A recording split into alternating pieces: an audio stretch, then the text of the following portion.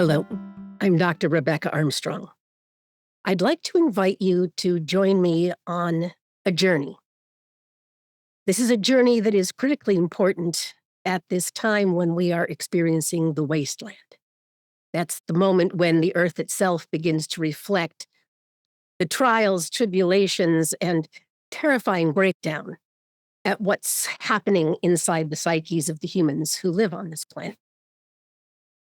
I am referring specifically now to the breakdown in relationships between the masculine and the feminine, between men and women, and the wound that lies beneath that break. Carl Jung said something very important many decades ago, as remembered by his friend Lawrence van der Post. Jung said, "I have an instinct that what's wrong with life, what's made life tear apart, made it incomplete, is because the feminine has been rejected, driven insane, driven mad by a world of men, rejected by a masculine-dominated world." Jung recognized this, and this is at the macro level, that the level of the collective unconscious, the feminine attributes have been demeaned, demoralized, and thrown into the shadow. Of course, this has profound impacts on the way that women can relate to the men who appear to hold the power. But now we've had 50 years of the rise of women's power in politics, in education, in society. And what's happening now appears to be a complete breakdown of expectations and assumptions. There's blame and finger pointing and cruelties and accusations, and deeply distressing is the total loss of eros that we see happening, especially among the young.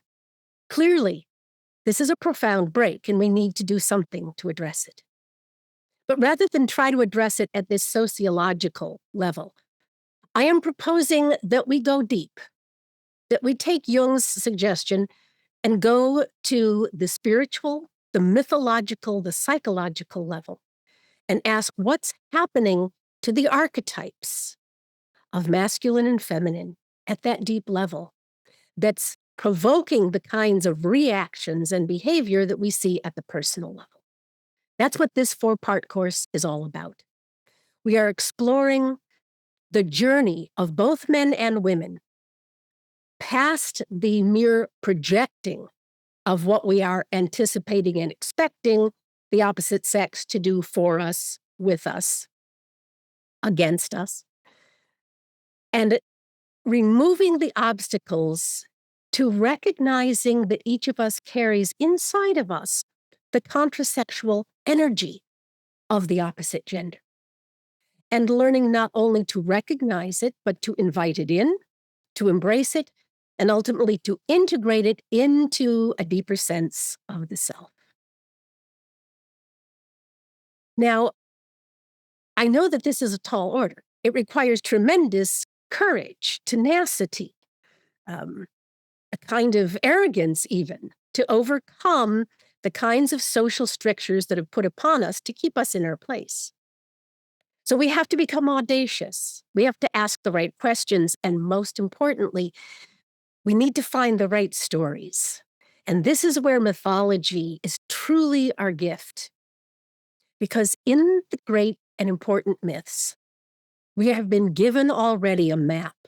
We have been shown the guideposts to take us through these alchemical stages of the integration of the opposite.